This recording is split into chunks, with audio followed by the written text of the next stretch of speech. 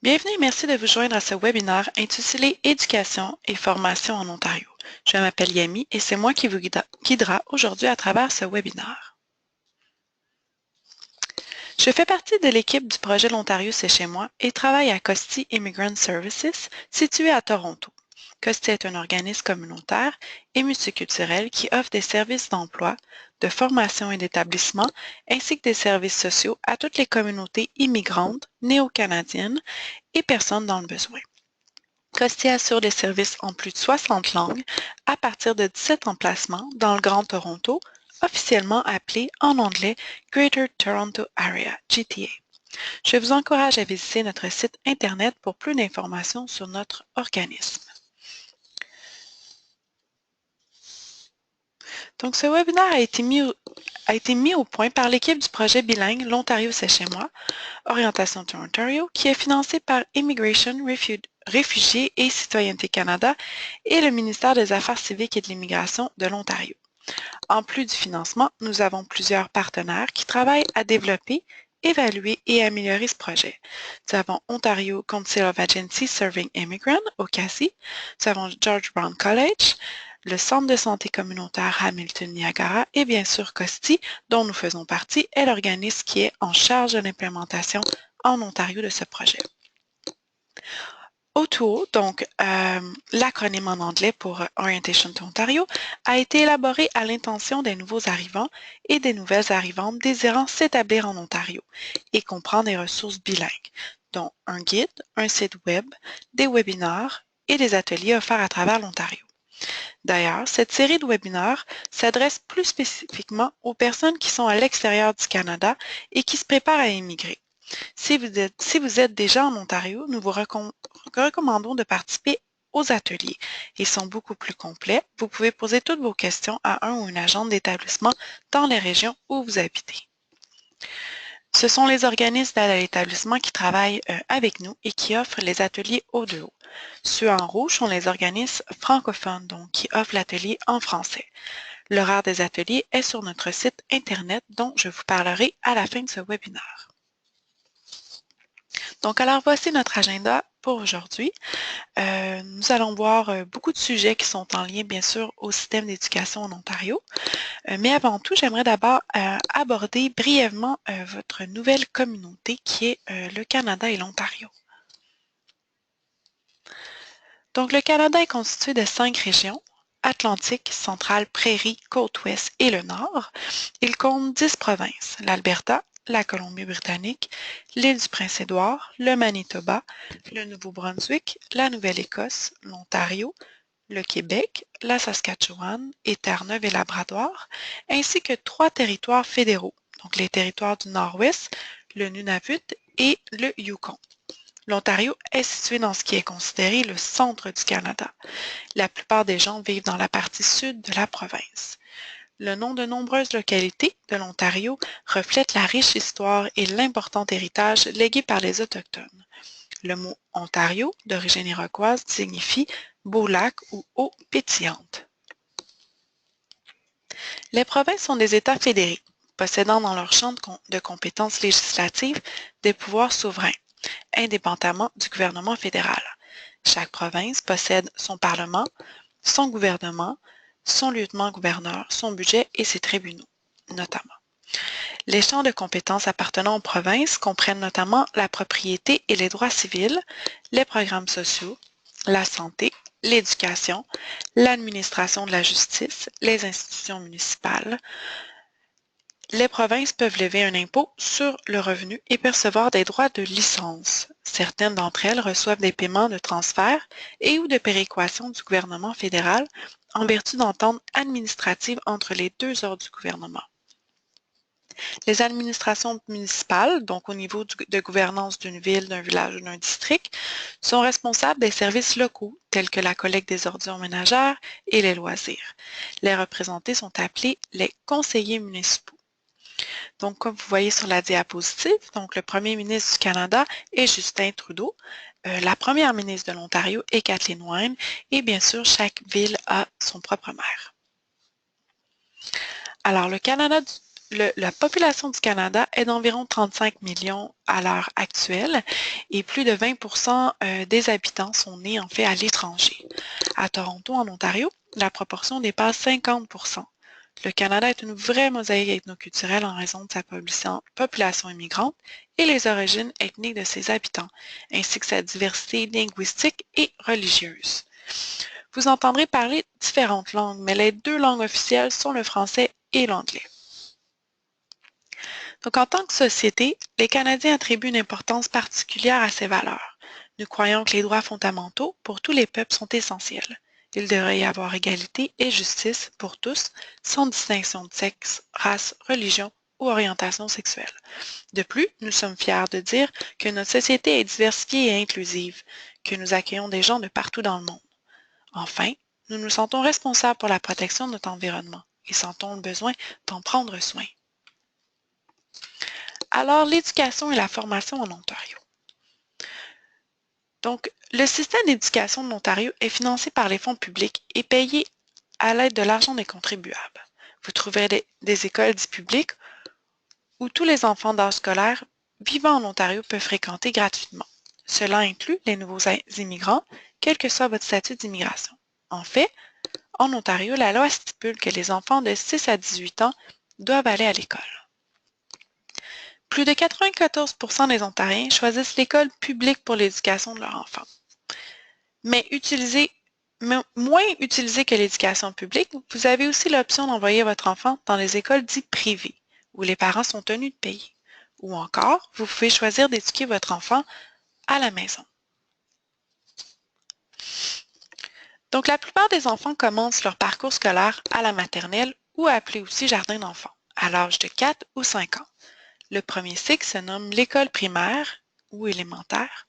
Les enfants y passeront 8 années, de l'âge de 6 ans à 13 ans, et poursuivront leur éducation au deuxième cycle que l'on nomme école secondaire. Les enfants y resteront pour 4 ans, de l'âge de 14 à 17 ans.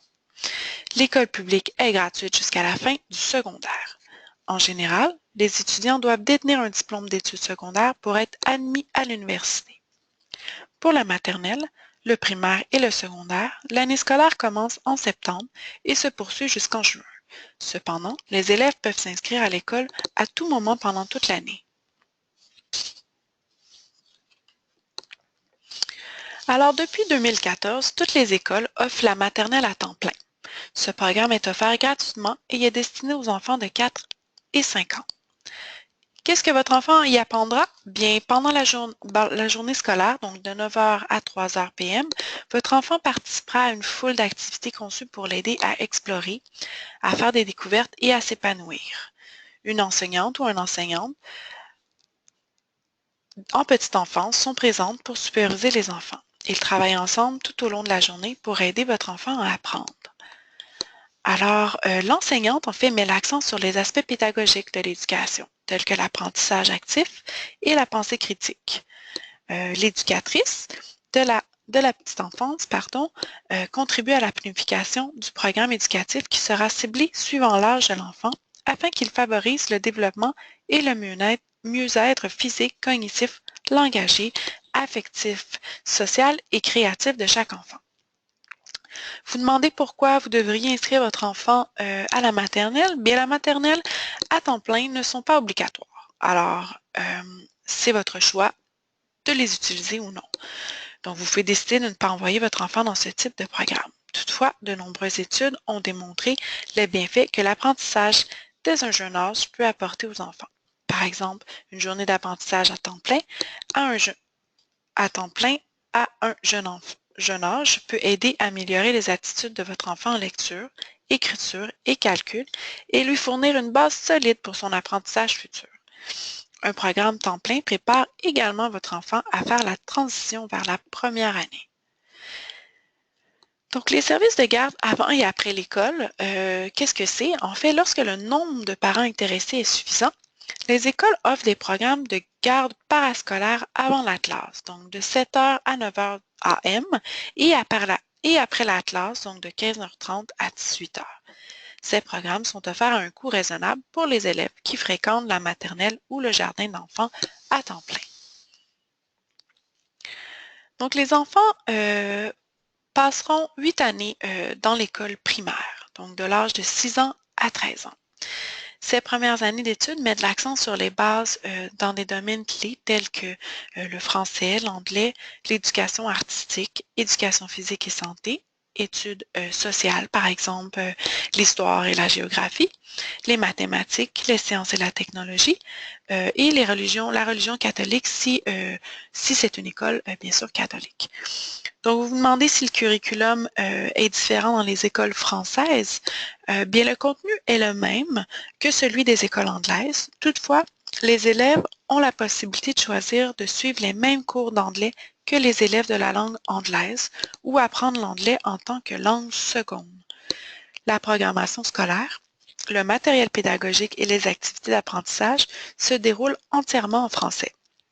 De plus, la programmation tient compte de la promotion de la langue et de la culture.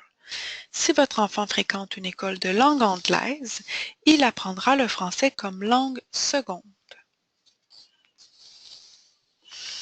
Alors en Ontario, les écoles qui sont sous le système d'éducation financé par les fonds publics de l'Ontario, donc les écoles publiques, sont administrées par des conseils scolaires et des administrations scolaires. Donc les conseils scolaires sont répartis comme suit. Nous avons 31 conseils publics de langue anglaise, 29 conseils catholiques de langue anglaise, 4 conseils publics de langue française, 8 conseils catholiques de langue française. Donc, il est à noter que les conseils scolaires catholiques, anglaises et françaises admettent dans ces écoles les enfants de parents catholiques. Par exemple, lors de l'inscription de votre enfant, on vous demandera un certificat de baptême. En ce qui a trait aux écoles de langue française, tel que mentionné précédemment, le curriculum est enseigné entièrement en français, à l'exception des cours d'anglais, ce qui veut dire qu'il y a certains critères d'admissibilité. Par exemple, la priorité est donnée aux enfants dont un des deux parents est francophone. Tous les élèves qui fréquentent les écoles de langue anglaise, financées à même les fonds publics de l'Ontario, doivent étudier le français comme langue seconde de la 4e à la 8e année. Ils doivent aussi obtenir au moins un crédit en français langue seconde à l'école secondaire pour satisfaire aux conditions d'obtention du diplôme d'études secondaires de l'Ontario. Certaines écoles offrent des programmes d'immersion français où les élèves étudient le français en tant que matière et un certain pourcentage des autres matières sont enseignées en français. Vous devrez communiquer avec votre conseil scolaire local pour en savoir plus sur l'école que votre enfant fréquentera et comment inscrire vos enfants. En général, les enfants fréquenteront l'école désignée en fonction de la zone où ils habitent. De plus, avant que vos enfants puissent commencer l'école, il se peut qu'ils doivent faire certains tests afin de déterminer le niveau auquel ils doivent être inscrits et l'aide supplémentaire dont ils pourraient en fait avoir besoin. Par exemple, la plupart des écoles offrent un soutien à l'apprentissage linguistique aux élèves dont la langue maternelle n'est pas l'anglais. Comme l'Ontario attire un très grand nombre d'immigrants chaque année, il n'est pas rare que les enfants et adolescents commencent à apprendre l'anglais lorsqu'ils fréquentent pour la première fois l'école primaire ou le secondaire en Ontario. Alors, l'école secondaire prépare les élèves aux études postsecondaires, donc collège, université et formation en apprentissage. Elle offre aussi, par exemple, une formation technique qui prépare les élèves à intégrer le marché du travail immédiatement après l'obtention de leur diplôme d'études secondaires. Les parents et élèves peuvent se familiariser avec le curriculum régulier des écoles secondaires en visitant le site web du ministère de l'Éducation de l'Ontario. À titre d'exemple, je vous ai mis sur cette diapositive l'organisation des cours d'un curriculum régulier d'une école secondaire. L'adresse du site est dans le document PDF que je vous ferai parvenir à la fin de ce webinaire. Donc, en Ontario, en plus du curriculum régulier, les élèves peuvent participer à un des programmes spécialisés offerts au niveau secondaire. Ces programmes sont élaborés pour répondre aux besoins des groupes d'élèves intéressés par une matière ou du curriculum ou une carrière particulière. De tels programmes aident les élèves à faire la transition vers leur destination postsecondaire. Donc, les programmes spécialisés sont destinés principalement aux élèves de 11e et 12e année, mais ils peuvent aussi être conçus pour les élèves de 9e et 10e année. Voici quelques-uns de ces programmes. Donc, nous avons le programme d'éducation coopérative. Brièvement, donc, ces programmes permettent aux élèves d'obtenir des crédits du palier secondaire tout en effectuant des stages dans la communauté. Donc, ces programmes enrichissent le programme scolaire de l'élève et sont avantageux pour tous les élèves, quelle que soit leur destination postsecondaire. Nous avons le programme de la majeure haute spécialisation. Donc, ces programmes sont axés sur la carrière. Ils permettent aux élèves d'acquérir des connaissances et des compétences dans des secteurs économiques donnés, tout en satisfaisant aux conditions d'obtention du diplôme d'études secondaires de l'Ontario. Ils s'adressent aux élèves de 11e et 12e année. Nous avons le programme à double reconnaissance de crédit. Donc, en suivant une formation en apprentissage et des cours postsecondaires, les élèves peuvent obtenir des crédits qui comptent à la fois pour le diplôme d'études secondaires et pour un certificat d'apprentissage ou un certificat, diplôme ou grade postsecondaire. Donc, les programmes à double reconnaissance de crédit s'adressent aux élèves qui pourraient bénéficier de possibilités d'apprentissage à l'extérieur de l'école secondaire et d'une expérience au collège ou une formation en apprentissage pour compléter leur diplôme d'études secondaires de l'Ontario. Nous avons aussi le programme d'apprentissage pour les jeunes de l'Ontario. Ce programme permet aux élèves âgés de 16 ans et plus, inscrits à plein temps de la 11e à la 12e année, de recevoir des crédits d'enseignement coopératifs dans le cadre d'un placement de travail pour des métiers spécialisés de leur choix. Bien sûr, vous pouvez trouver beaucoup plus d'informations en visitant le site Internet du ministère de l'Éducation de l'Ontario. Alors, inscrire vos enfants à l'école. Donc, premièrement, vous devez déterminer à quelle école vos enfants iront. Donc, tel que mentionné plus tôt, les écoles publiques en Ontario sont gérées par les conseils scolaires qui sont classés comme suit. Donc, les écoles publiques de langue anglaise sont ouvertes à tous les élèves. Les écoles catholiques sont réservées aux élèves qui ont été baptisés dans la foi catholique ou dont au moins l'un des deux parents est catholique. Nous avons les écoles de langue française, catholiques et publiques, s'adressent aux élèves admissibles qui souhaitent recevoir une éducation en français. Nous avons le programme d'immersion en français qui s'adresse aux enfants qui souhaitent apprendre le français comme langue seconde dans une école de langue anglaise. Vous devrez donc choisir parmi ces options, si bien sûr vous optez pour les écoles publiques. Alors, lorsque vous aurez déterminé l'école, vous devrez présenter les documents suivants. Donc, une copie d'attestation de l'âge de l'enfant, donc par exemple un certificat de naissance ou un passeport, une copie de son dossier d'immunisation, donc c'est-à-dire preuve de que votre enfant a été vacciné conformément aux exigences de vaccination de l'Ontario, une preuve de citoyenneté canadienne ou de statut d'immigrant reçu ou autre statut légal valide le cas échéant. Donc, par exemple, une fiche d'établissement, confirmation de résidence permanente ou carte de résident permanent. Nous avons aussi besoin d'une preuve d'adresse où l'on voit votre nom et adresse.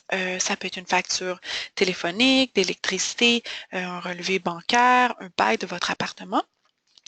Donc, c'est d'ailleurs à l'aide de votre adresse que le conseil scolaire déterminera l'école que votre enfant doit fréquenter.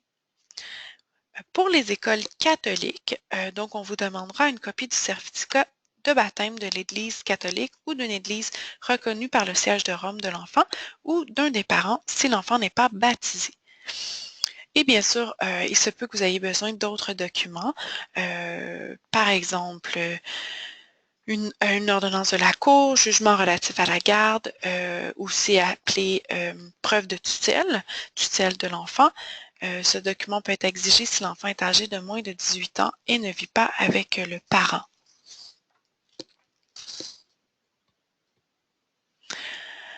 Alors, école privée en Ontario. Donc, certains parents préfèrent que leur enfant fréquente des écoles privées. En Ontario, les écoles privées fonctionnent comme des entreprises ou des organismes sans but lucratif. Elles fonctionnent indépendamment du ministère de l'Éducation, bien qu'elles soient tenues de se conformer aux exigences de la loi sur l'éducation. Notez que le fonctionnement des écoles privées n'est ni réglementé, ni autorisé sous licence, ni habilité, ni surveillé par le ministère. D'ailleurs, elles ne reçoivent aucun financement ni aucune autre forme d'aide financière de la part du gouvernement. C'est en quoi les parents doivent débourser tous les frais scolaires, contrairement aux écoles publiques. Il est grandement conseillé à tous les parents de bien s'informer sur l'école privée en question avant d'inscrire votre enfant. Selon le ministère de l'Éducation de l'Ontario, un certain nombre de facteurs devraient être considérés. Voici quelques questions qui vous aideront à prendre votre décision. Est-ce que l'école suit le curriculum de l'Ontario? Procède-t-elle au contrôle des casiers judiciaires des membres du personnel? Dispose-t-elle d'un code de conduite ou d'une autre politique disciplinaire?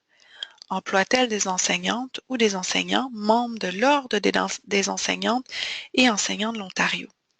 Organise-t-elle les tests de l'Office de la qualité et de la responsabilité en éducation? Publie-t-elle sa politique en matière d'admissibilité? Conclut-elle un contrat avec les parents en ce qui concerne les frais, remboursements et autres politiques? Dispose-t-elle d'une procédure pour régler les plaintes des parents et des élèves?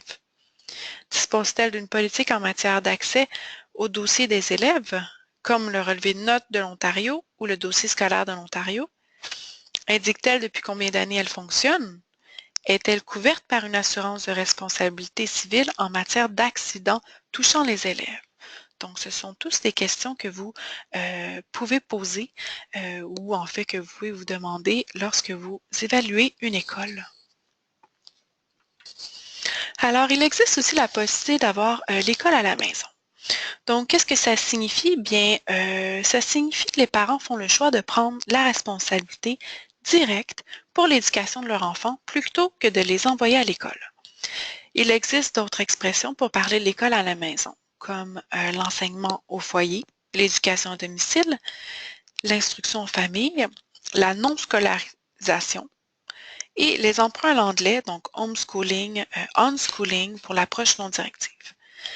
Donc, un des avantages est du point de vue académique. L'avantage principal est que l'enfant reçoit une attention individualisée, taillée sur mesure selon ce qu'il est capable de faire et comment il est prêt à progresser.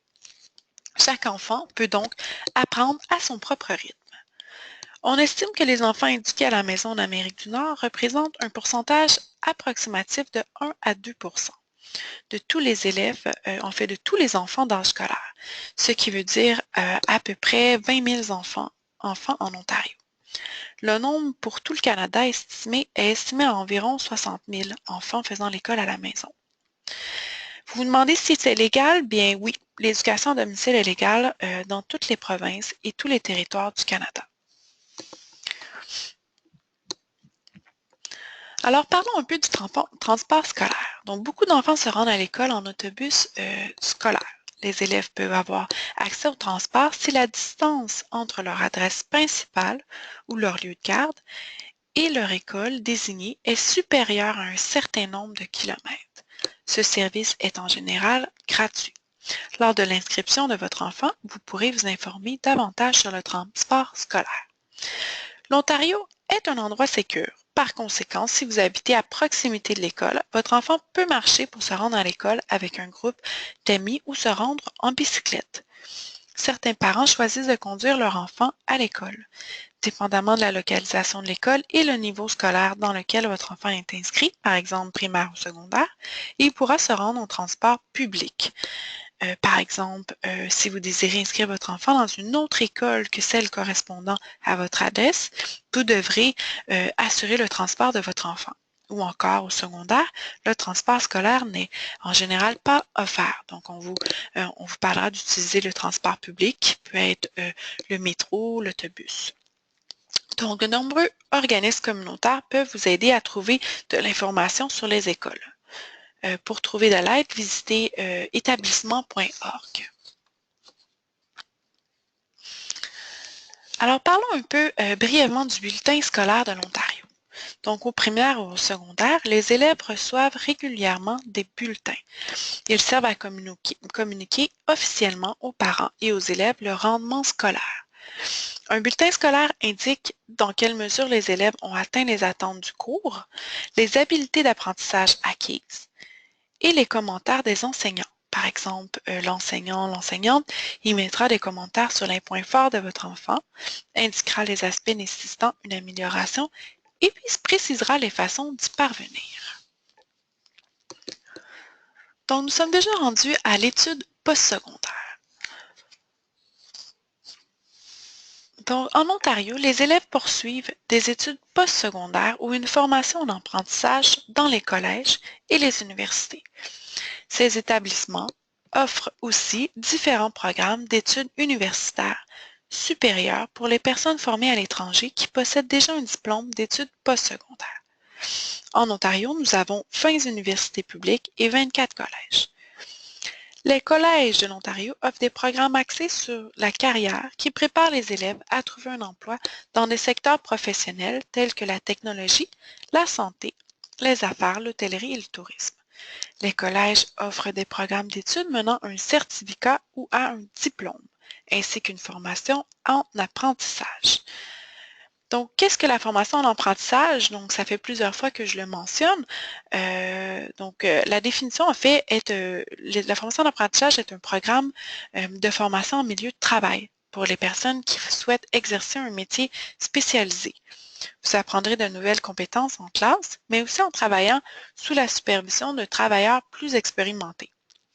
Les apprentis sont rémunérés tout en acquérant de l'expérience de travail et le salaire augmente avec leur niveau de compétence.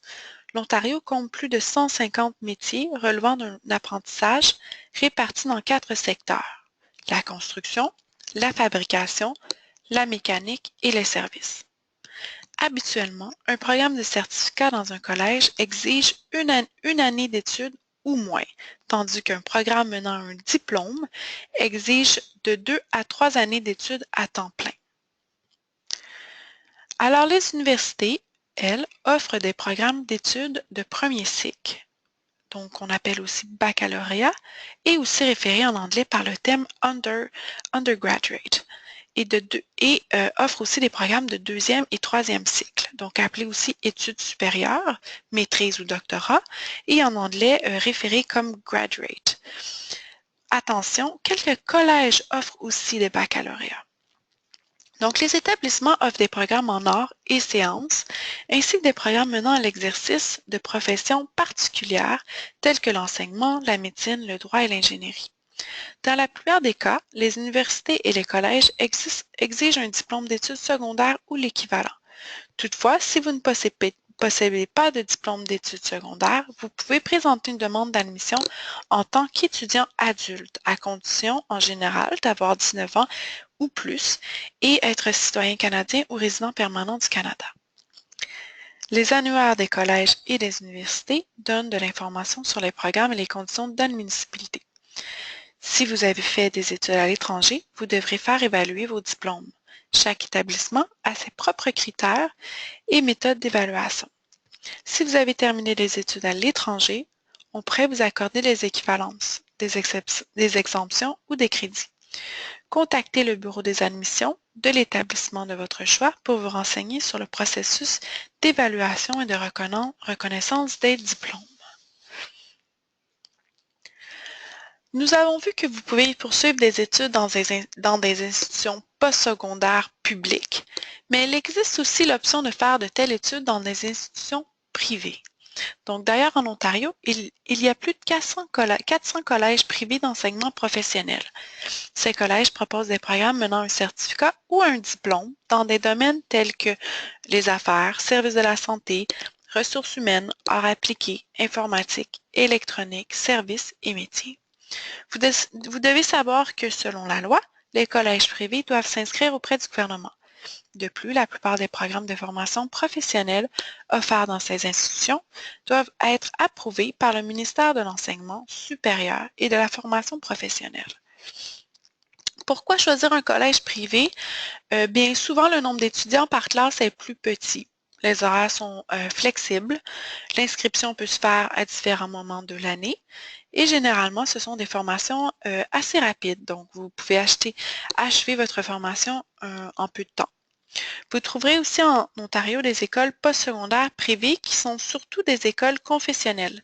Certains de ces établissements ont reçu un pouvoir partiel d'octroi de grade. Alors, si vous décidez de vous inscrire dans un collège en Ontario, Vous devrez identifier le collège et le programme qui vous intéresse, bien sûr en premier lieu. Vous devrez regarder si vous avez les prérequis et présenter votre demande au service d'admission des collèges de l'Ontario, donc le SACO. Vous devrez leur envoyer les documents demandés.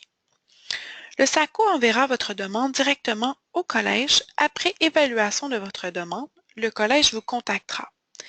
Donc, la date d'inscription, en règle générale, vous pouvez vous inscrire tant et aussi longtemps qu'il reste des places disponibles dans le programme que vous souhaitez entrer. Toutefois, il faut garder en tête que certains programmes sont plus populaires que d'autres et se remplissent assez rapidement.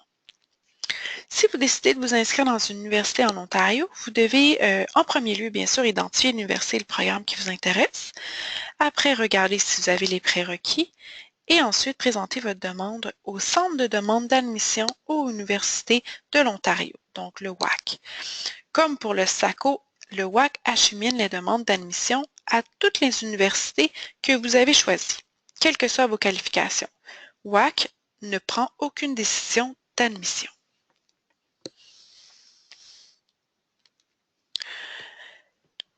Chaque université a ses propres critères d'admission.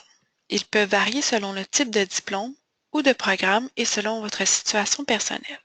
Par exemple, la première inscription d'un étudiant par opposition à l'inscription d'un étudiant adulte.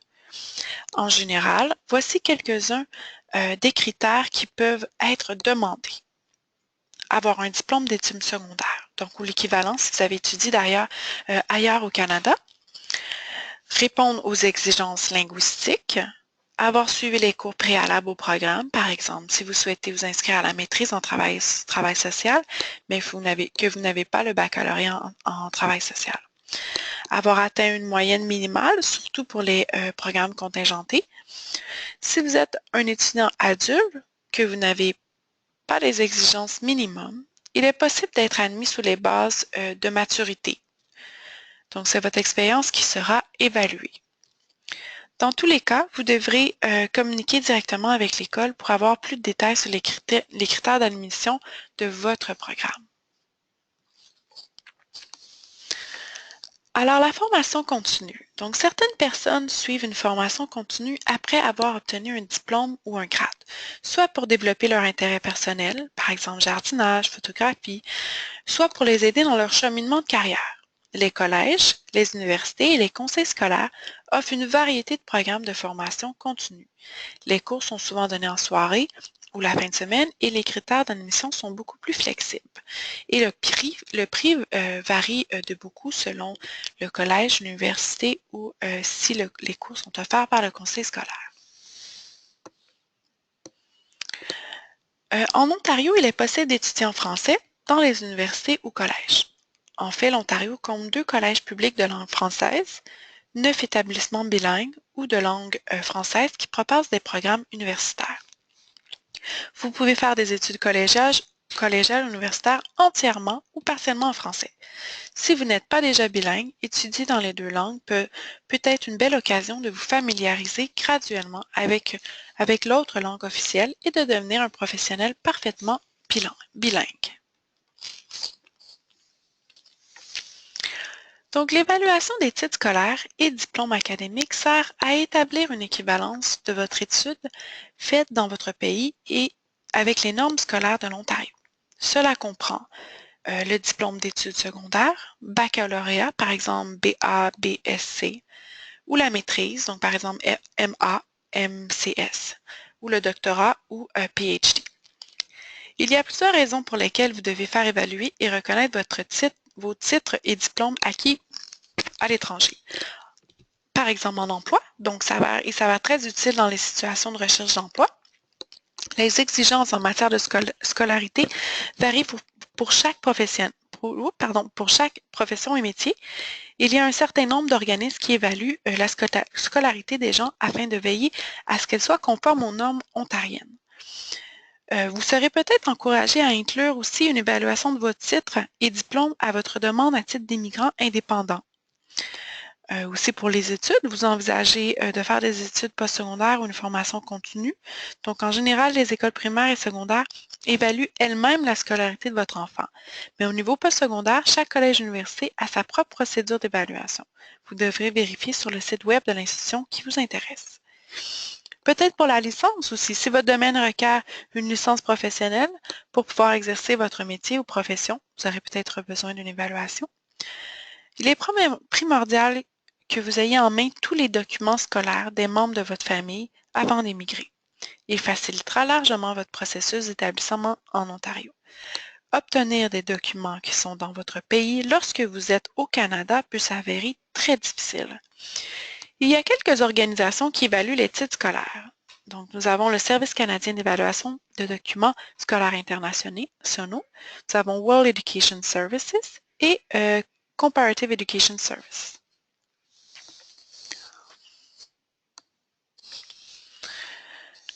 Alors, les frais de scolarité pour les programmes d'études postsecondaires varient selon le programme d'études choisi.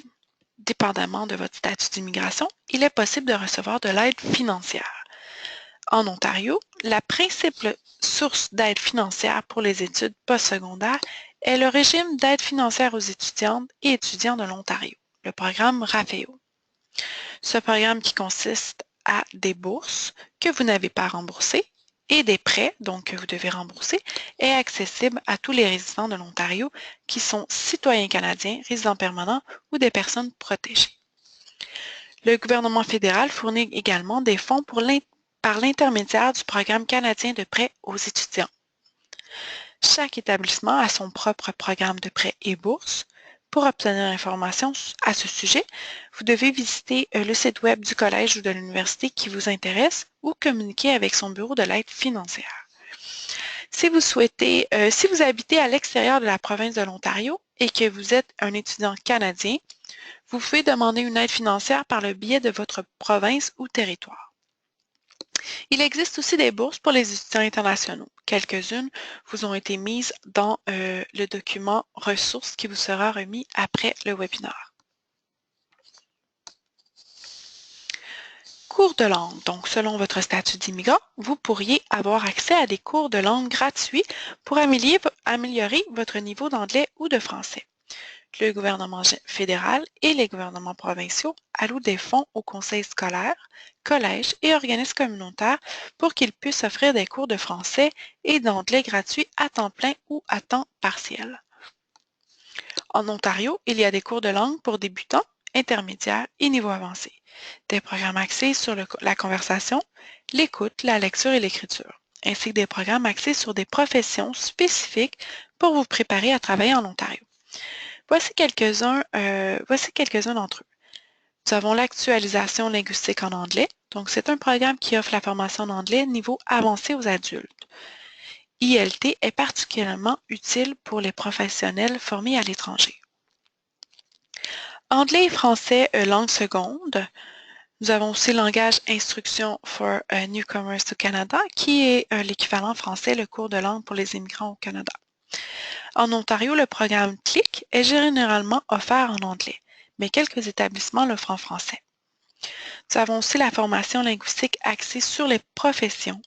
Donc, cette formation est gratuite pour les nouveaux arrivants et est axée sur votre profession. Par exemple, vous serez amené à faire des exercices pratiques fondés sur de réelles tâches, qui sont fondées en fait sur de réelles tâches de communication en milieu de travail. Aussi planifier votre carrière, nouer des liens avec des employeurs, des industries et des ressources de la région. Vous avez aussi des cours de langue de niveau avancé, donc CLNA ou ILT, et bien sûr la formation linguistique spécialisée. Quelques collèges, universités et écoles de langue privées offrent aussi des cours de langue moyennant des frais. Brièvement, je vais brièvement parler de l'évaluation linguistique. Donc, avant de vous inscrire à un programme, vous devez normalement faire évaluer vos compétences linguistiques. Dans certaines régions de l'Ontario, vous pouvez choisir de faire évaluer vos compétences en français ou en anglais. Donc, c'est ce qui déterminera votre niveau langagière, en fait, votre niveau linguistique pour vous inscrire au cours. En Ontario, nous offrons aussi le programme appelé Formation Relais. Ces programmes aident les personnes formées à l'étranger à se préparer à l'emploi en offrant de la formation, des cours de perfectionnement des compétences, de l'aide à la recherche d'emploi par secteur et de l'aide au placement. Quelques-uns de ces programmes peuvent vous aider à vous préparer aux examens menant à l'agrément pour certaines professions réglementées. D'autres donnent accès à des débouchés dans votre domaine professionnel sous forme de placement professionnel, de mentorat et de réseautage avec des employeurs. Le gouvernement de l'Ontario, avec l'appui du gouvernement du Canada, verse des fonds aux employeurs, aux collèges et universités, aux organismes de réglementation des professions et aux organismes communautaires pour la prestation de programmes de formation relais.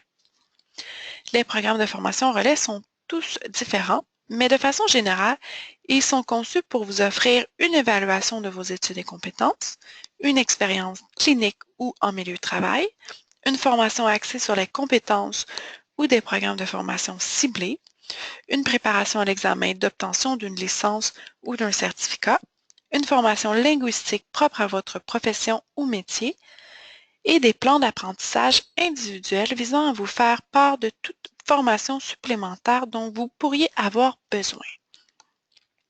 Le programme ontarien d'aide aux personnes inscrites au programme de formation Relais, donc le POAFR, offre des bourses aux professionnels formés à l'étranger inscrits à des programmes de formation Relais.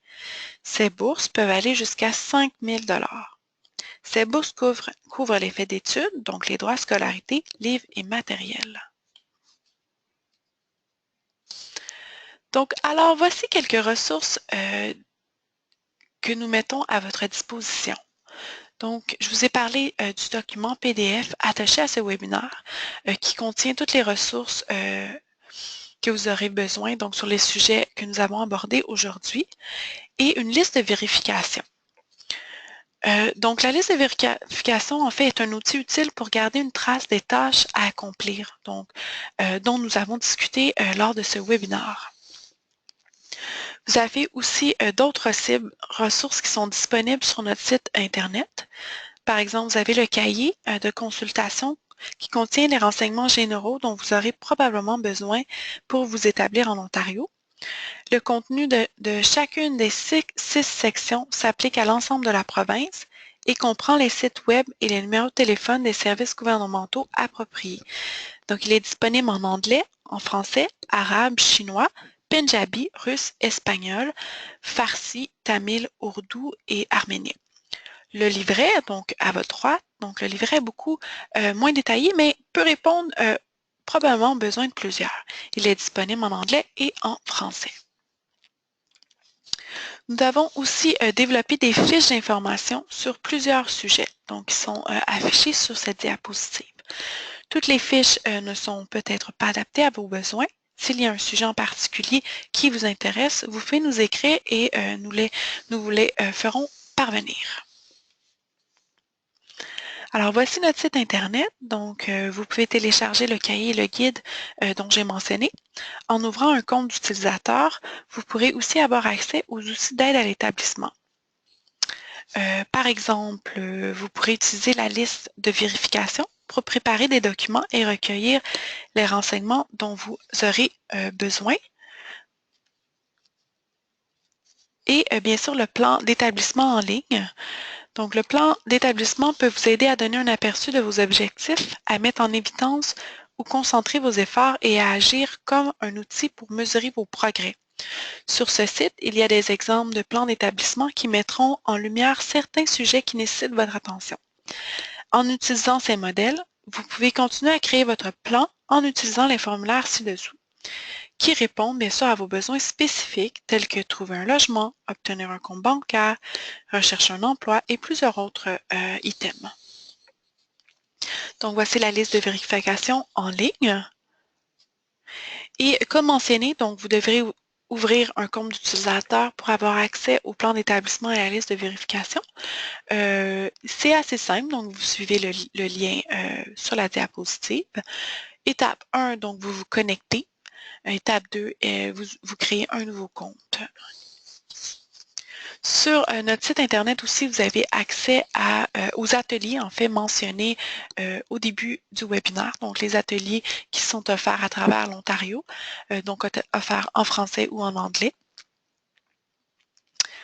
Et bien sûr, nous avons d'autres webinaires de planifier. Donc, si vous êtes intéressé à un de ces sujets, vous pouvez nous envoyer un petit courrier pour nous partager votre intérêt. Et c'est tout pour aujourd'hui. Donc, je vous remercie beaucoup d'avoir participé à ce webinaire et je vous souhaite bonne chance dans votre projet d'établissement en Ontario.